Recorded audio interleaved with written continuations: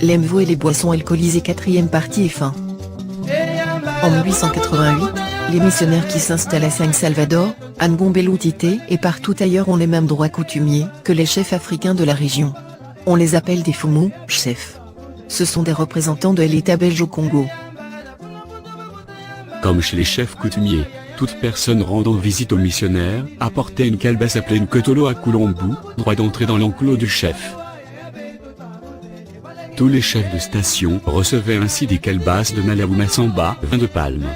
Sur la terrasse de la maison du révérend Bentley se trouvait un pot en terre où tous les visiteurs versaient leurs boissons. Les enfants de la mission, les grands de l'église en buvaient à volonté sans crainte.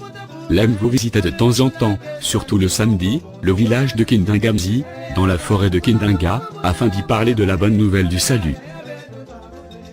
Un samedi il s'y rend comme d'habitude, il trouve les habitants en train de tresser des lianes pour la construction des masses. S'asseyant au milieu d'eux, il leur enseigne la Bible, expliquant que Dieu envoya son fils Jésus pour mourir sur une croix afin de sauver les hommes de leurs péchés et ainsi de la perdition éternelle.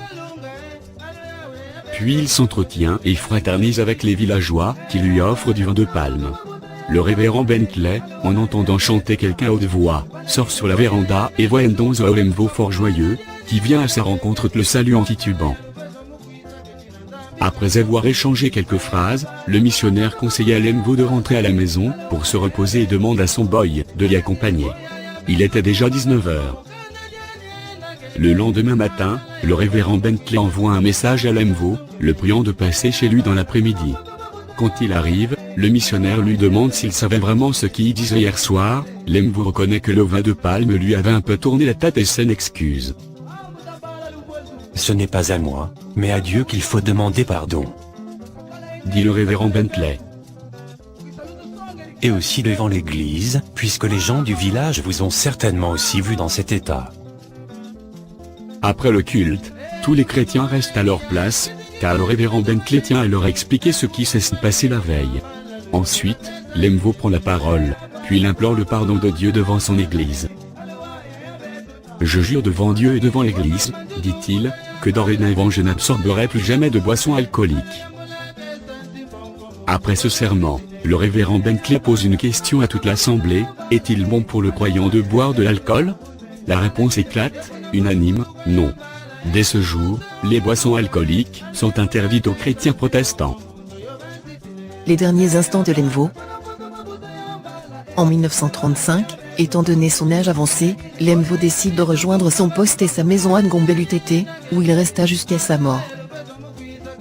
En 1907, l'église mère de Londres envoie à Kibete un buste mémoire du révérend Bentley. Lemvo, premier enfant de Bentley, accepte de présider la cérémonie, qui devait durer 3 jours et obtenir un éclatant succès. Mais sur le chemin du retour, il attrape la grippe qui se complique bientôt d'une pneumonie. Le dimanche 19 mars 1938, alors que toutes les églises célèbrent le 50e anniversaire de son baptême, Lemvo est à ses derniers moments. Les télégrammes qui affluent de tous les coins du monde le trouvent au lit, mourant. Toute l'église de Ngombelutite est en prière, les uns près du lit, les autres dans le temple. Lemvo donne encore des conseils, exhortant chacun à suivre son exemple, à vivre le Christ jusqu'au bout. Dans l'après-midi, après avoir pris la Sainte Communion avec les membres de l'église, il quitte cette terre pour la patrie céleste. Son corps est enterré à la mission. Les 2 mariages de Lemvo. Lemvo épouse en première noces Mama Kalombo. Vers 18 ans, Lemvo ayant atteint l'âge de se marier, les missionnaires lui choisissent une jeune fille prénommée Kalombo, d'origine d'Obatetela, du village d'Opala dans le Lomami. De cette union naquirent 4 enfants, Pontenegoudi, resté toute sa vie, célibataire, morte en 1973 à l'âge de 90 ans environ. Vakwapungu, morte jeune. Viadiangwa, morte jeune. Et Lomami Lemvo, qui épousera Dibanzulva et mettra au monde 7 enfants. Mama Kalombo, première femme de Lemvo, mourut quelques années après la naissance de sa fille Lomani. Mama Masango Sengamari, deuxième épouse de Lemvo. De ce mariage sont nés 9 enfants. Lemvo John Bell. Lemvo Mabilama. Lemvo Dozy. Lemvo Stanley. Lemvo Tonta, décédé jeune. Lemvo Endo Alidiki. Lemvo Pis Bentley. Lemvo Landou. Lemvo Kiljidi.